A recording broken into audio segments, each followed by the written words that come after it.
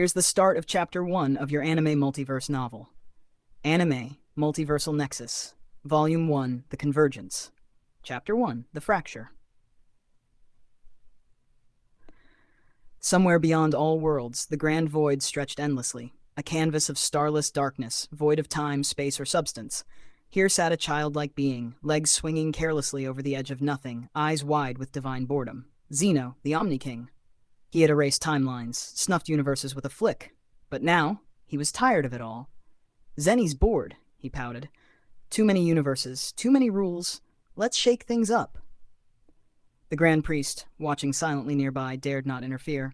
Zeno raised one hand, sparks of pure existential authority crackling between his fingers. With a gleeful giggle, he clapped. Reality shattered. Earth, Universe 7. Goku, wait up. Vegeta's voice trailed behind as the Saiyan Prince struggled to catch up. The sky above West City shimmered strangely.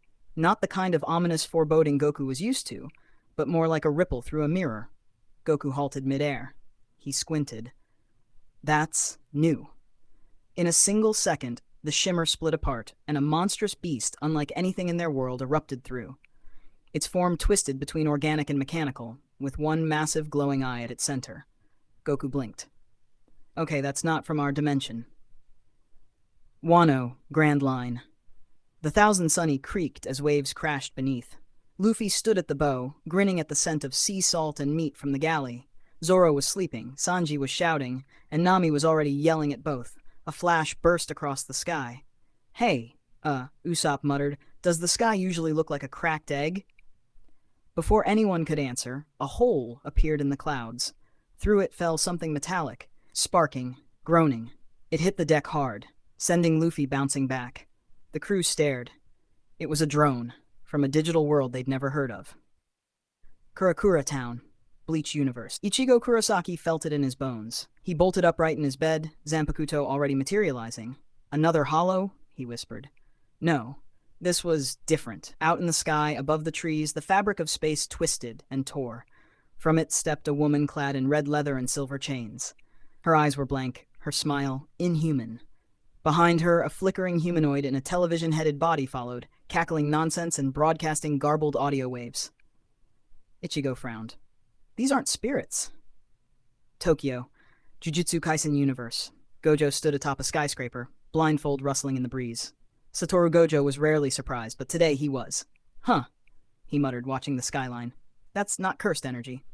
The city glitched for a heartbeat, like pixels skipping a frame. And then a wave of corrupted data surged over a whole district. Gojo's smile widened. Finally, something interesting. Musutafu, My Hero Academia.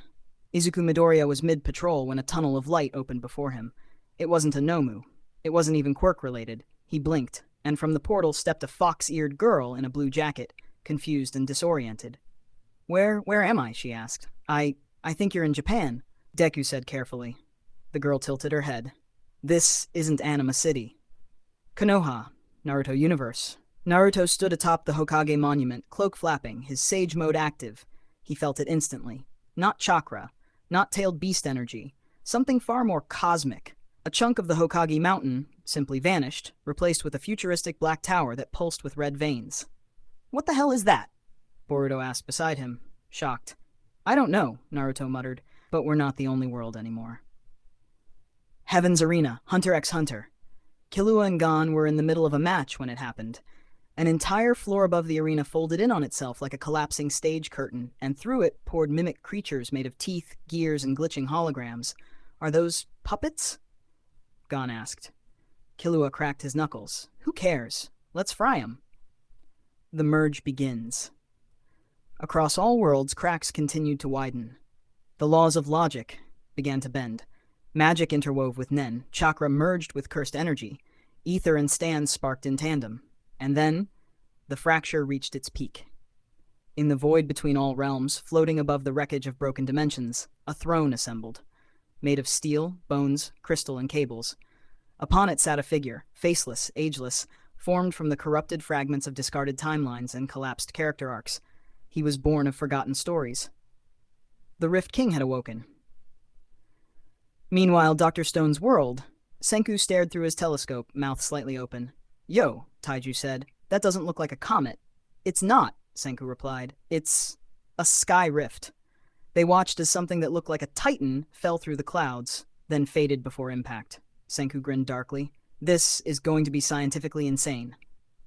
And finally, the one punch. In Z City, a robot warlord from another world had just landed. Citizens screamed, and then, boom, a single punch. The usual. Saitama stood with a sigh. Man, not even interdimensional guys are a challenge. But he paused. He felt something. A disturbance. A real one. Finally, he muttered, and for the first time in a long time, Saitama felt excited.